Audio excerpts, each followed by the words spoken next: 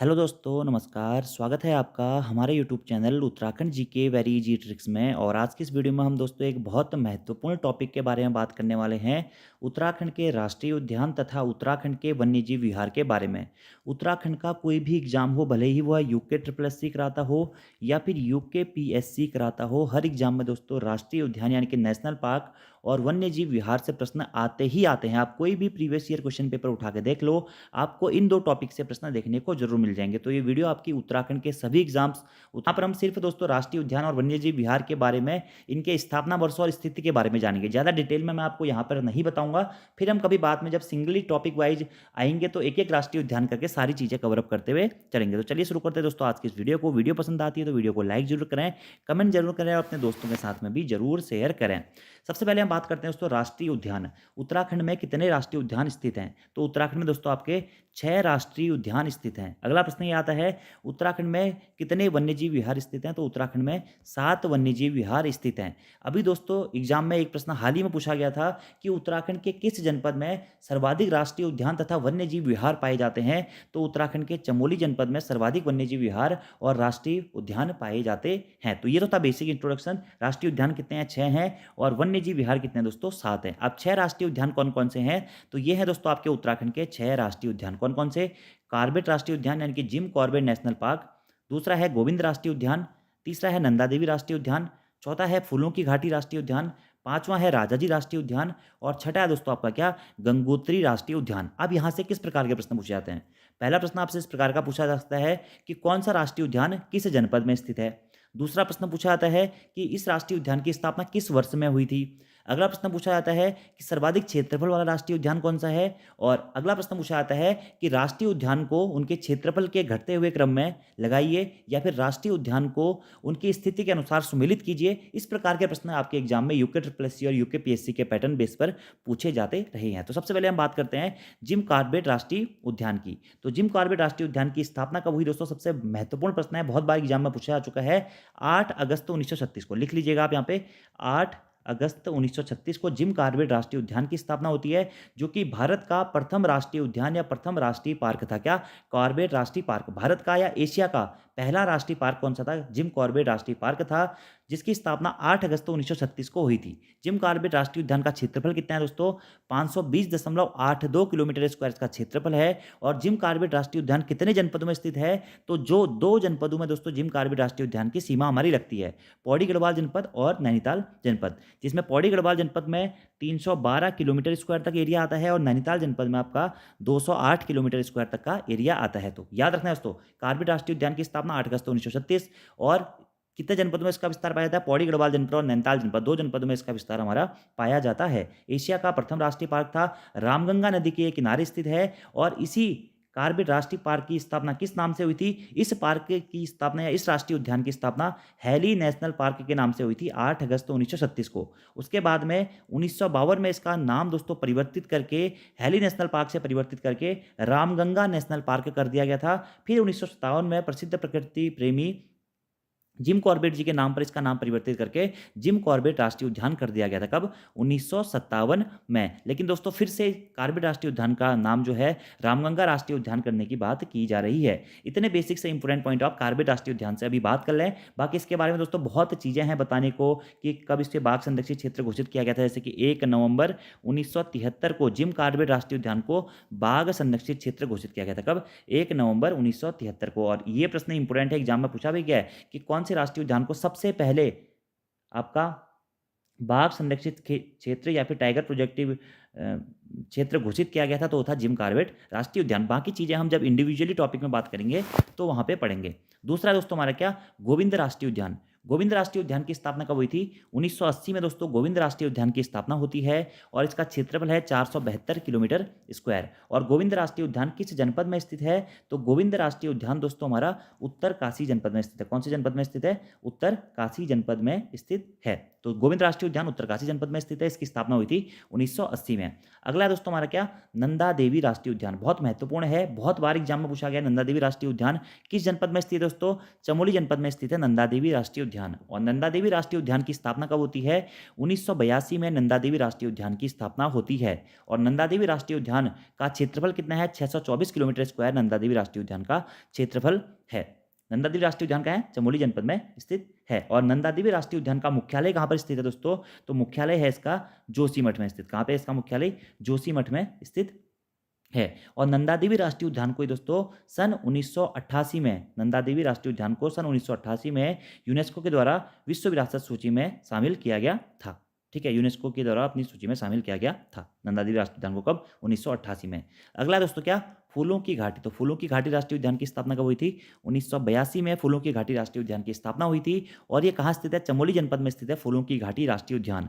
और उत्तराखंड में सबसे कम क्षेत्रफल वाला राष्ट्रीय उद्यान कौन सा है? वह भी फूलों की घाटी राष्ट्रीय उद्यान है, जिसका क्षेत्रफल है 87.50 किलोमीटर स्क्वायर। तो उत्तराखंड में सबसे कम क्षेत्रफल वाला राष्ट्रीय उद्यान है फूलों की घाटी राष्ट्रीय उद्यान, जिसकी स्थापना 1982 में हुई थी। और ये कहाँ स्थित है? चमोली जनपद में स्थित है। यहीं से दोस्तों एक प्रश्न आता है कि फूलों की घाटी राष्ट्रीय उद्यान को यूनेस्को के द्वारा विश्व विरासत सूची में कब शामिल किया गया? तो 2005 में यूनेस्को के द्वारा दोस्तों फूलों की घाटी को विश्व विरासत सूची में शामिल किया गया था। उत्तराखंड के दो राष्ट्रीय उद्यान है दोस्तों, नंदा देवी राष्ट्रीय उद्यान और फूलों की घाटी राष्ट्रीय उद्यान, जिन्हें यूनेस्को के द्वारा विश्व विरासत सूची में शामिल किया गया है। तो प्रश्न पूछा जाता है उत्तराखंड के कौन कौन से राष्ट्रीय उद्यान को यूनेस्को द्वारा विश्व विरासत सूची में शामिल किया गया? तो दो हैं, नंदा देवी राष्ट्रीय उद्यान और फूलों की घाटी राष्ट्रीय उद्यान।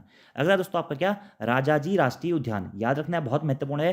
राजाजी राष्ट्रीय उद्यान की स्थापना कब हुई थी? 1983 में दोस्तों इसकी स्थापना होती है। और इसका विस्तार उत्तराखंड के 3 जनपदों में पाया जाता है, देहरादून, पौड़ी गढ़वाल और हरिद्वार। और राजाजी राष्ट्रीय उद्यान का जो क्षेत्रफल है वो है 820.42 किलोमीटर स्क्वायर। तो राजाजी राष्ट्रीय उद्यान की स्थापना कब हुई थी? 1983 में हुई थी। और 3 वन्यजीव विहारों को मिलाकर दोस्तों आपका यह राजाजी राष्ट्रीय उद्यान बनाया गया था।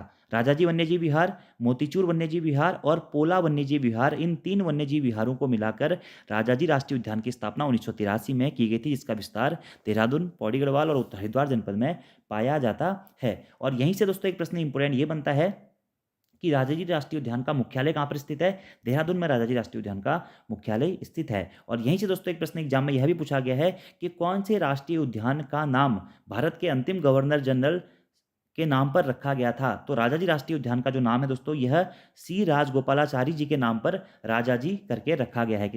तो कौन से राष्ट्रीय उद्यान का नाम हो जाएगा? राजाजी राष्ट्रीय उद्यान का नाम सी राजगोपालाचारी जी के नाम पर रखा गया था। ये पॉइंट आपको दोस्तों यहाँ से डायरेक्टली याद रखने हैं। अगला है गंगोत्री राष्ट्रीय उद्यान।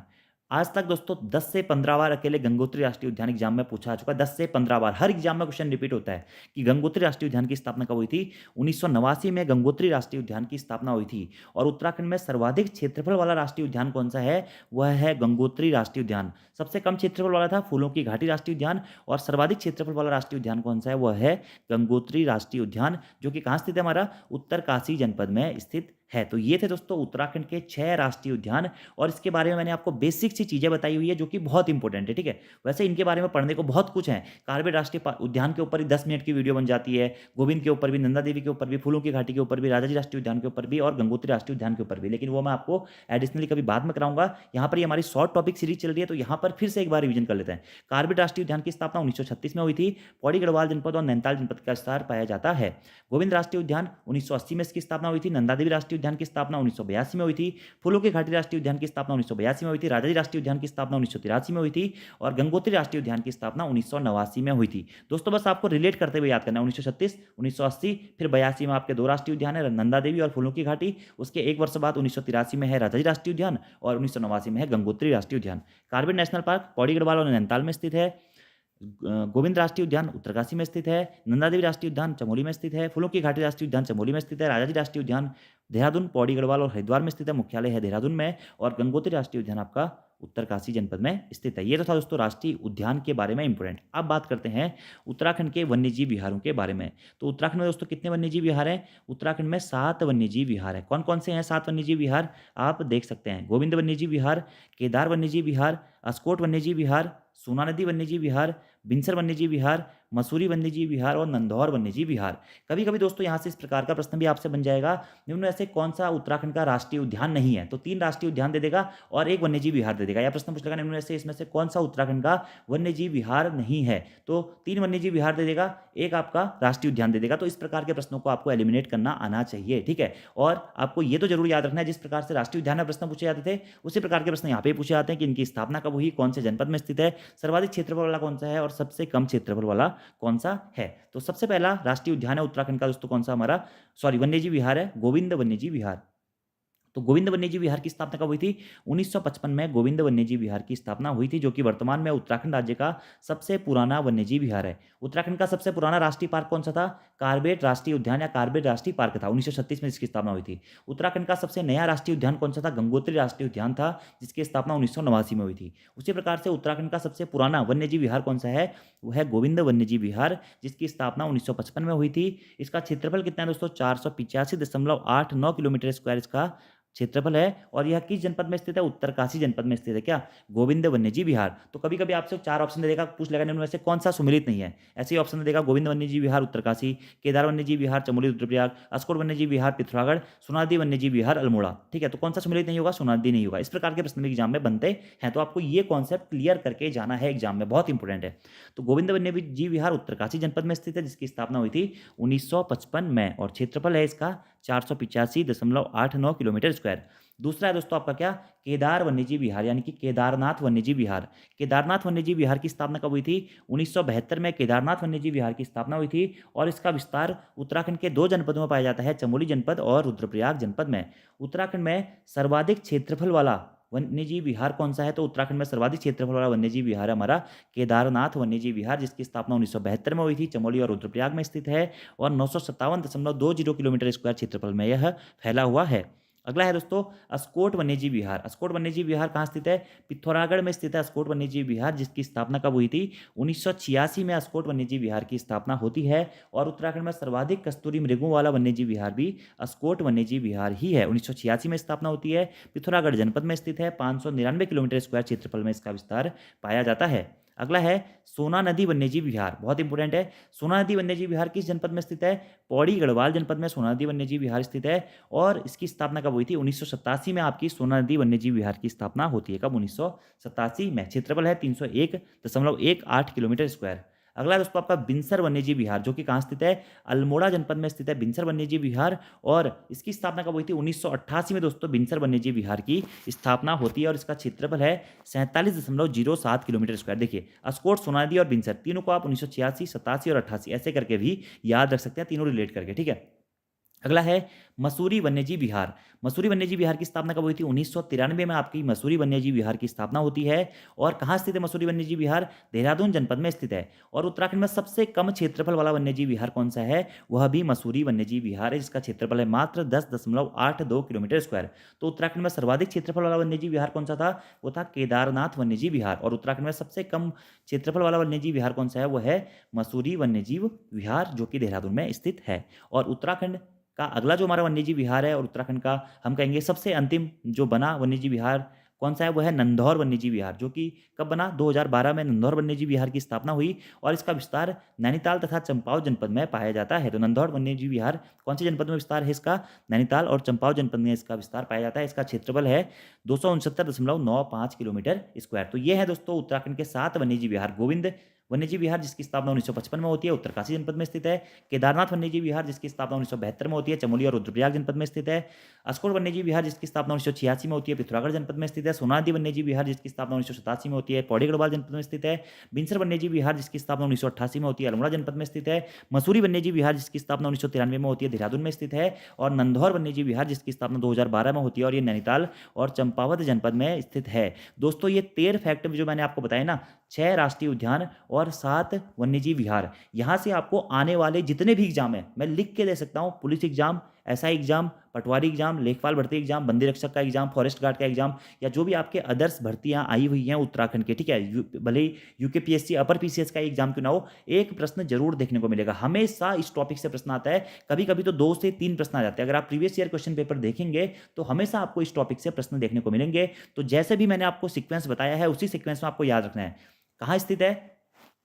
और स्थापना कब हुई? कौन सा वन्यजीव विहार कहाँ पर स्थित है, स्थापना कब हुई, सर्वाधिक क्षेत्रफल वाला कौन सा है और सबसे कम क्षेत्रफल वाला कौन सा है? कभी कभी दोस्तों ऐसा भी हो जाता है कि आपको क्षेत्रफल के घटते हुए क्रम में लगाने को आएगा, ठीक है। तो अगर वन्यजीव विहार में क्षेत्रफल के घटते क्रम में लगाने को आता है तो सर्वाधिक है, फर्स्ट नंबर पे आ जाएगा केदारनाथ वन्यजीव विहार, दूसरे नंबर पे आ जाएगा आपका अस्कोट वन्यजीव विहार, तीसरे नंबर पे आ जाएगा गोविंद वन्यजीव विहार, चौथे नंबर पे आ जाएगा सोना नदी वन्यजीव विहार, पांचवें नंबर पे आ जाएगा नंदौर वन्यजीव विहार, छठे नंबर पे आ जाएगा बिनसर वन्यजीव विहार और सातवें नंबर पर आ जाएगा आपका क्या, मसूरी वन्यजीव विहार। 1955, 72, 86, 87, 88, 93 और 2012 ऐसे करके आप याद रख सकते हैं। और यहाँ पर अगर राष्ट्रीय उद्यान का आपका क्षेत्रफल के अनुसार सम्मिलित करवाएगा घटते क्रम में या बढ़ते क्रम में, तो सबसे पहले नंबर पे आ जाएगा गंगोत्री राष्ट्रीय उद्यान, दूसरे नंबर पे आ जाएगा दोस्तों राजाजी राष्ट्रीय उद्यान, तीसरे नंबर पे आ जाएगा नंदा देवी राष्ट्रीय उद्यान, चौथे नंबर पे आ जाएगा आपका जिम कॉर्बेट राष्ट्रीय उद्यान, पांचवें नंबर पे आ जाएगा गोविंद राष्ट्रीय उद्यान और छठे नंबर पे आ जाएगा फूलों की घाटी राष्ट्रीय उद्यान। इस प्रकार से भी आप इसे सुमेलित कर सकते हैं। और एक प्रश्न जो कि एग्जाम में पूछा गया है, उत्तराखंड में सबसे अधिक राष्ट्रीय उद्यान या वन्यजीव विहार कहाँ पाए जाते हैं, तो चमोली जनपद में पाए जाते हैं। ये भी आपको डायरेक्टली याद रखना है। ऐसे दोस्तों आपसे एक प्रश्न और पूछा जा सकता है कि उत्तराखंड में कितने बायोस्फीयर रिजर्व पाए जाते हैं या कितने जैव मंडलीय सुरक्षित क्षेत्र पाया जाता है, तो दोस्तों उत्तराखंड में सिर्फ एक बायोस्फीयर रिजर्व क्षेत्र पाया जाता है। वो क्या है, वो भी Nanda Devi biosphere reserve, Nanda Devi biosphere reserve, जिसे हम कह सकते हैं नंदा देवी जैव मंडलीय सुरक्षित क्षेत्र, जिसकी स्थापना कब हुई थी, 1988 में दोस्तों नंदा देवी जैव मंडलीय सुरक्षित क्षेत्र या नंदा देवी बायोस्फीयर रिजर्व की स्थापना हुई थी। और जो ये नंदा देवी बायोस्फीयर रिजर्व है, इसका विस्तार उत्तराखंड के 3 जनपदों में पाया जाता है, चमोली, बागेश्वर और पिथौरागढ़, ठीक है। देखिए नंदा देवी राष्ट्रीय उद्यान अलग है दोस्तों, जिसकी स्थापना आपका 1982 में होती है। नंदा देवी राष्ट्रीय उद्यान की स्थापना वह अलग है, जो कि चमोली जनपद में स्थित है। और यह है नंदा देवी बायोस्फीयर रिजर्व या नंदा देवी जैव मंडलीय आरक्षित क्षेत्र, जिसका विस्तार उत्तराखंड के 3 जनपदों चमोली, बागेश्वर और पिथौरागढ़ में पाया जाता है। और 1988 में नंदा देवी बायोस्फीयर रिजर्व की स्थापना हुई थी। यहीं से दोस्तों एक प्रश्न और बन जाता है कि नंदा देवी बायोस्फीयर रिजर्व को यूनेस्को के द्वारा विश्व विरासत सूची में कब शामिल किया गया था, तो 2005 में दोस्तों यूनेस्को के द्वारा इसे विश्व विरासत सूची की में शामिल किया गया था नंदा देवी बायोस्फीयर रिजर्व को। जबकि नंदा देवी राष्ट्रीय उद्यान को 1988 में यूनेस्को के द्वारा विश्व विरासत सूची में शामिल किया गया था। और आपका फूलों की घाटी राष्ट्रीय उद्यान को 2005 में यूनेस्को के द्वारा विश्व विरासत सूची में शामिल किया गया था। तो ये थे दोस्तों आज के हमारे कुछ महत्वपूर्ण टॉपिक जो कि हमने पढ़ दिए हैं। तो आपको ये सीरीज कैसी लग रही है कमेंट बॉक्स में जरूर बताएं यार, क्योंकि अगर आपके रिव्यूज अच्छे रहेंगे तो तभी आपकी ये सीरीज आपके कंटिन्यू रह पाएंगे। इस सीरीज में हम सबसे पहले ऐसे ही टॉपिक्स को कवर करेंगे दोस्तों जो कि एग्जाम में आएंगे ही आएंगे, यानी कि जो उत्तराखंड में 40 नंबर की उत्तराखंड आती है ना, उसमें से 25 नंबर का जो फिक्स सीक्वेंस रहता है उसको हम पढ़ेंगे। उसके बाद में जो हम उससे संबंधित चीजें हैं उनको भी पढ़ते हुए चलेंगे। बाकी दोस्तों अगर आप उत्तराखंड के किसी भी एग्जाम के लिए उत्तराखंड और हिंदी के ऑनलाइन पेड कोर्सेज से जुड़ना चाहते हैं तो प्ले स्टोर से हमारी application Uttarakhand GK very easy trick को डाउनलोड करके जुड़ सकते हैं। वहाँ पर आपको उत्तराखंड एसआई, उत्तराखंड पुलिस की जो भर्ती आई हुई है, पटवारी, लेखपाल, बंदी रक्षक, फॉरेस्ट गार्ड, इन सभी भर्तियों का कोर्स मिल जाएगा उत्तराखंड का और हिंदी का, जो कि बिल्कुल डिटेल्स में। अगर आपको डिटेल्स में पढ़ना है तो आप उस कोर्स को परचेज करके पढ़ सकते हैं। बाकी अगर आप कोर्स परचेज नहीं कर सकते हैं तो कोई दिक्कत नहीं दोस्तों, यूट्यूब पर आप हमारे चैनल पर जो अदर वीडियोज हैं उनको भी देखते रहिएगा और आगामी समय में जो आपके लिए वीडियो आएंगी उनको भी जरूर देखते रहें। तो आज की वीडियो में इतना है दोस्तों। Thank you, thanks for watching video, see you next time, धन्यवाद।